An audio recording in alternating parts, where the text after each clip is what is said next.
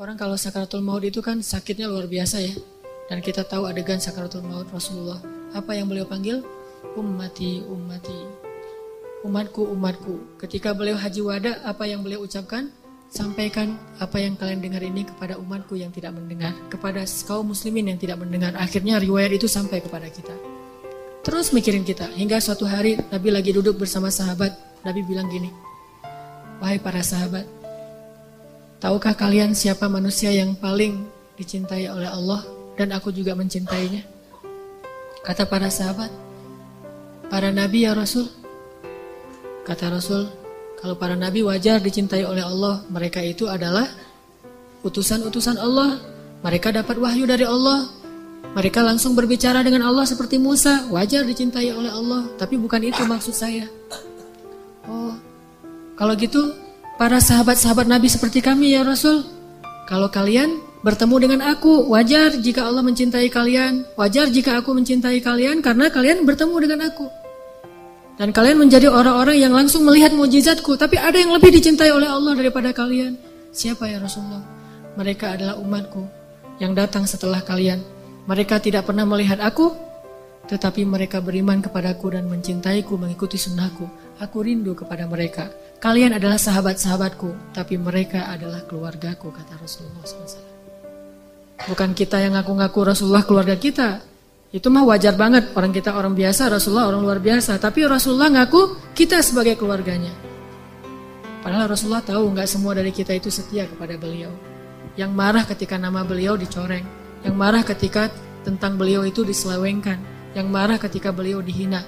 Gak semua dari kita punya kesetiaan yang besar kepada beliau. Tapi beliau menganggap kita keluarganya. Beliau rela menghabiskan hidupnya dalam kesusahan demi supaya hidayah ini sampai kepada kita. Siang malam, hartanya habis, dihina, dicela, diusir dari kampung halamannya.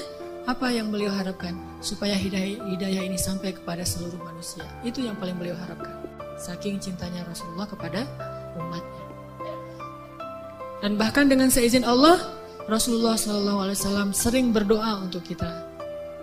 Di antara doa-doa yang sering beliau ucapkan di malam hari ketika beliau tahajud. Beliau kalau tahajud itu bukan ngedoain diri sendiri, Allah masukkan saya ke surga. Bukan. Justru itu Allah menjaminkan itu kepada beliau karena beliau sering mendoakan kita. Semuanya didoakan di dalam sholat malamnya Rasulullah SAW. Sehingga akhirnya hidayah ini sampai kepada kita. Ada lagi kisah ketika Bilal bin Rabah. Kan Bilal tuh cinta banget sama Rasul. Setelah Rasulullah wafat, Bilal udah gak pernah lagi mau azan. Bahkan dia gak mau tinggal di kota Madinah, coba bayangin. Karena di setiap jengkal kota Madinah itu ada kenangan bersama Rasulullah. Kayak seseorang yang pindah dari sebuah kota karena pengen move on. Bilal sejak Rasulullah wafat minta izin kepada Abu Bakar. Ya Abu Bakar, izinkan saya pergi dari kota ini. Ya Bilal, kenapa? Kami membutuhkanmu di sini. Tidak, saya tidak kuat di sini. Setiap saya ngelihat Masjid Nabawi, saya teringat Rasul. Ngelihat rumah-rumah Rasul, saya teringat Rasul. Ngelihat jalan-jalan yang pernah kita lalui bersama Rasulullah, saya nggak kuat ya Abu Bakar, izinkan saya pergi. Akhirnya diizinkan, Bilal pergi ke Syam, Suriah. Sampai di Suriah dia nikah. Suatu malam Bilal mimpi, dan mimpi orang yang soleh itu ilham. Hampir seperti wahyu walaupun beda dengan wahyu, ilham. Mimpi ketemu Nabi. Nabi datang dalam mimpinya Bilal. Terus Nabi bilang, ma hadzal jafa ya Bilal. Kenapa kamu jadi asing sekali bagiku wahai Bilal? Kenapa kita jadi kayak orang asing wahai Bilal? Ma hadzal jafa ya Bilal, kata Rasulullah dengan wajah tersenyum. Ma hadzal jafa ya Bilal. Kenapa kita jadi orang asing wahai Bilal? Zuruna. Datanglah, ziarahilah kami, silaturahimlah kepada kami. Kami rindu kepadamu wahai Bilal.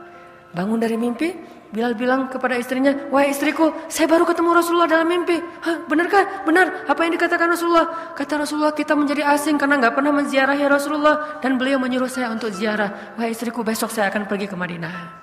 Dari Suriah, dari Damaskus, pulang ke Madinah. Ziarah makam Rasulullah, salawat kepada Rasulullah. Melihat makam Rasulullah, udah lama kangen sama Rasulullah. Duduk di makam Rasulullah, nangis-nangis. Ya Rasulullah, kangen banget. Kayak Aisyah setiap hari duduk di makam Rasulullah. Aisyah tuh setiap hari loh. Asal udah pagi, yang lain pada sibuk ke pasar, dia mah ke makam suaminya. Ini nggak tergantikan di hati Aisyah. Akhirnya ketika makam Rasulullah tuh bersebelahan dengan masjid. Kalau dulu, sekarang udah masuk dalam area masjid. Abu Bakar datang, ya Bilal, alhamdulillah kamu sekarang ada di Madinah. Ya Bilal, boleh saya minta sesuatu? Kata Bilal, apa ya Abu Bakar? Sudah lama kami tidak mendengar suaramu mengumandangkan azan. Kumandangkanlah azan untuk kami. Kami rindu dengan azan darimu, wahai Bilal. Kata Bilal, saya nggak kuat ya Abu Bakar. Kenapa? Setiap kali saya menyebutkan nama asyhadu anna Muhammadar Rasulullah, saya nggak akan kuat ya Abu Bakar. Saya nggak kuat menyebutkan nama Rasulullah, saking rindunya kepada Rasulullah. Akhirnya Abu Bakar nggak putus asa, minta Umar, tolong dong paksain dikit, pakai cara kamu gitu kalau. Bilal, ada apa ya Umar? Azan dong, gitu. Gaya gitu deh. Azan dong Bilal. Umar, maaf ya, saya nggak bisa kalau azan udah nggak kuat lagi sekarang sejak Rasulullah wafat. Wah, Umar maksa juga nggak bisa. Akhirnya mereka nemu ide yang paling jitu. Undang cucunya Rasul yang nyuruh, Hasan dan Husain. Datang nih Hasan Husain. Om, kata Hasan, Husain. Kan Bilalnya Om ya. Om, cucu Rasulullah. Wajahnya mirip Rasulullah, auranya tuh aura orang solih, cara jalannya kayak Rasulullah, suaranya kayak Rasulullah, akhlaknya ini cucu paling mirip dengan kakeknya. Katanya Om, langsung Bilal kaget, teringat dengan Rasulullah. Hasan, Husain, Bilal peluk gitu. Om, azan dong Om. Aduh, gimana ya? Yang mintanya cucu Rasul, gimana ya? Azan dong Om, udah lama nih nggak dengerin azan Om, biar ingat sama kakek. Itu masalahnya Om, kalau udah ingat sama kakek kalian tuh nggak kuat. Coba dulu dong Om, ntar kita bantu deh, gitu. Akhirnya ya udah deh, kalau yang mintanya cucu Nabi kan nggak enak nih ditolak sama kayak Nabi yang minta. Mulai nih Bilal, cek, kalau bahasa kita mah. Allahu Akbar, Allahu Akbar. Kaget satu kota Madinah coba. Dia berdiri di atas menara yang paling tinggi di Madinah. Menaranya itu rumah orang yang paling tinggi di Madinah, itu tempat dia biasa azan. Dia azan. Sejak dia ke Suriah, nggak ada lagi yang berdiri di menara itu. Tiba-tiba Bilal berdiri, Allahu Akbar, Allahu Akbar. Satu kota Madinah kaget dan berteriak, seluruh pojok kota Madinah berteriak, apakah Rasulullah sudah hidup? Apakah Rasulullah sudah kembali? Satu kota Madinah heboh. Trending topik.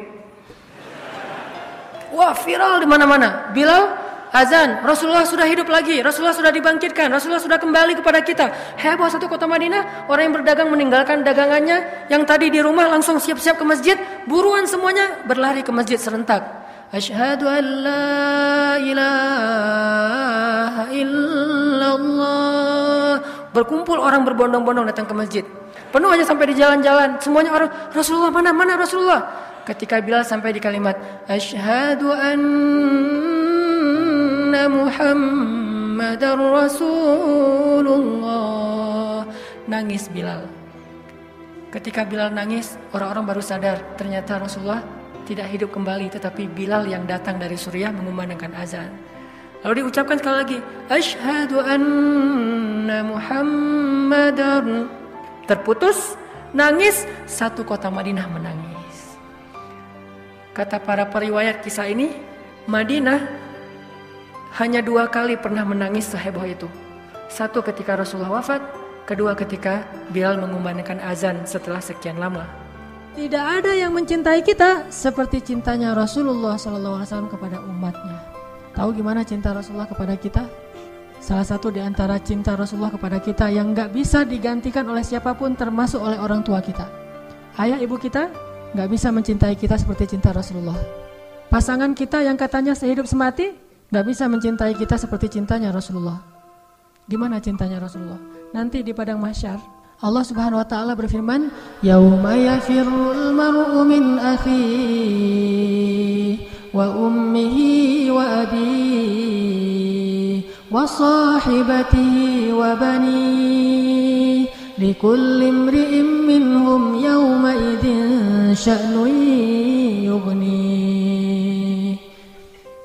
Hari ketika seorang ayah lari dari anaknya, seorang suami lari dari istrinya, istri lari dari suaminya, anak lari dari orang tuanya, pasangan lari dari pasangannya, sahabat lari dari sahabatnya. Likulli imri'in yauma idzin, pada hari itu semua orang sya'nun yughnih, sibuk ngurus diri sendiri, kecuali satu orang.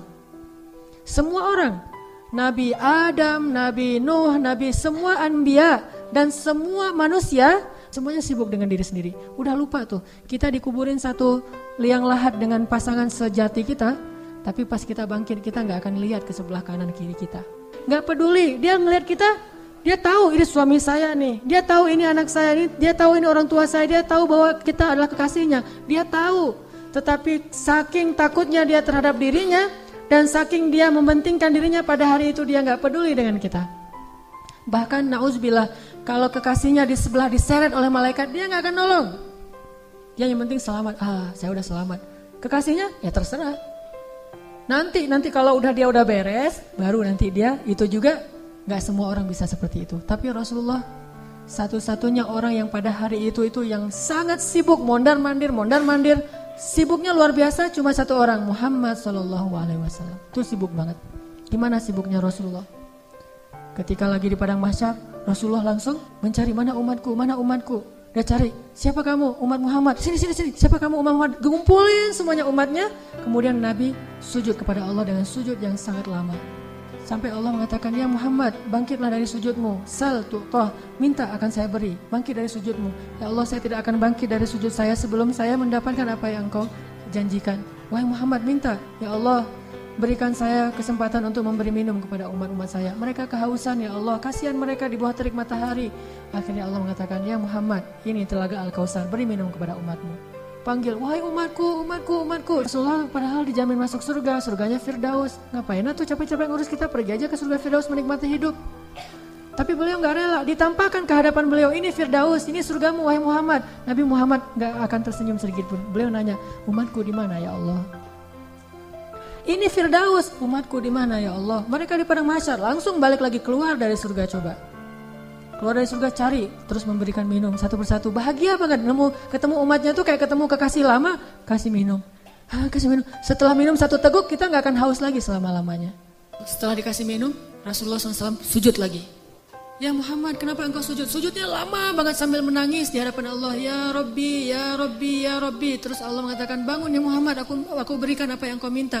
Ya Allah, selamatkanlah umatku dari Sirat. Langsung Nabi meminta kepada Allah kayak gitu, kata Allah, maka tunggulah mereka di ujung sirat. Nabi menunggu kita di ujung sirat sambil mengatakan, Allahumma salim, Allahumma salim. Ya Allah selamatkan, ya Allah selamatkan. Maka yang amalnya banyak dia lewat. Ada juga yang jatuh ke dalam neraka. Rasulullah ketika tahu umatnya masih banyak yang di dalam neraka, langsung sujud lagi di hadapan Allah. Sujud yang sangat lama. Allah mengatakan, ya Muhammad, bangkitlah dari sujudmu, apa yang kau inginkan? Ya Allah, selamatkanlah seseorang dari api neraka yang di dalam hatinya ada iman walaupun sekecil biji kurma. Akhirnya kata Allah, selamatkan mereka yang ada iman sekecil biji kurma di dalam neraka. Nabi langsung pergi ke pintu neraka, mencari umatnya. Wahai malaikat, cari umat saya yang ada iman sekecil biji kurma dan selamatkan mereka. Dikeluarin. Ketika ketemu dengan Rasulullah, mereka dalam keadaan habis disiksa luar biasa. Wajah mereka, tubuh mereka rusak parah. Rasulullah melihat mereka dengan air mata, kasihan, memeluk mereka, dipersilakan masuk ke surga.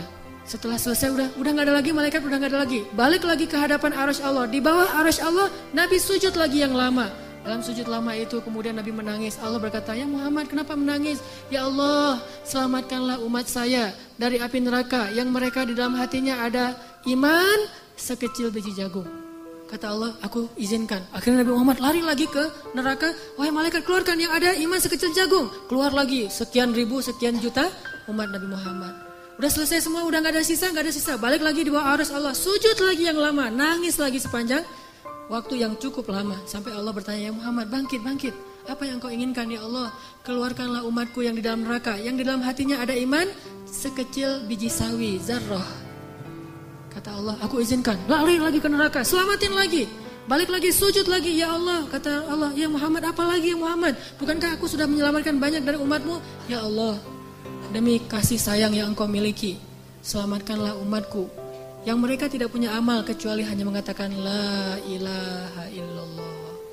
Kata Allah, aku izinkan. Nabi Muhammad kemudian lari ke neraka, menyelamatkan kita dengan seizin Allah. Makanya Nabi mengatakan, katakan la ilaha illallah, baru aku bisa menyelamatkan kalian. Rasulullah hanya membukakan pintu surga untuk kita, tapi beliau tidak masuk surga. Kita yang disuruh masuk surga, beliau keluar lagi, sibuk lagi dengan yang lain. Kita yang difikirkan oleh Rasulullah SAW. Apakah orang tua kita bisa melakukan itu nanti di akhirat? Tidak. Cinta yang paling besar dari Rasulullah. Gak lupa sama kita, kenal juga enggak. Bahkan kita berselawat kepada beliau aja males. Beliau tidak menyelamatkan, ya Allah selamatin aja orang yang berselawat kepada saya. Yang gak mau selawat gak usah. Enggak.